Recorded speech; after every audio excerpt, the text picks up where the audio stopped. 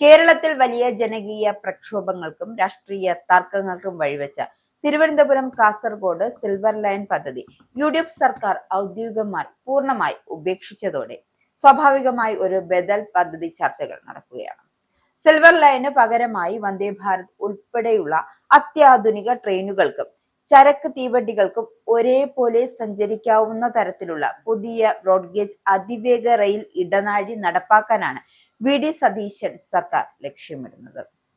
ഇതിനുവേണ്ടി മെട്രോമാൻ ശ്രീധരന്റെ നേരിട്ടുള്ള സഹായം തേടിയ ശേഷമായിരിക്കും സംസ്ഥാന സർക്കാർ റെയിൽവേ മന്ത്രാലയത്തെ സമീപിക്കുക. അതിവേഗ പാതയ്ക്കായി സംസ്ഥാനത്ത് പുതിയൊരു സാധ്യതാ പഠനം ഉടൻ നടത്തുമെന്നാണ് മുഖ്യമന്ത്രി വ്യക്തമാക്കിയിരിക്കുന്നത്.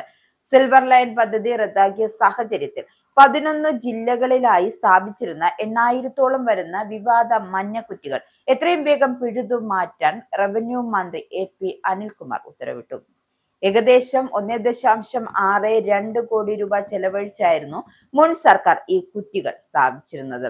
ഇവ പിഴുതുമാറ്റി വില്ലേജ് ഓഫീസർമാർ സൂക്ഷിക്കണമെന്നും മറ്റേതെങ്കിലും ആവശ്യങ്ങൾക്ക് ഉപയോഗിക്കാം എന്നും പരിശോധിക്കാൻ ഉദ്യോഗസ്ഥരുടെ അടിയന്തര യോഗം വിളിക്കുമെന്നും മന്ത്രി അറിയിച്ചു.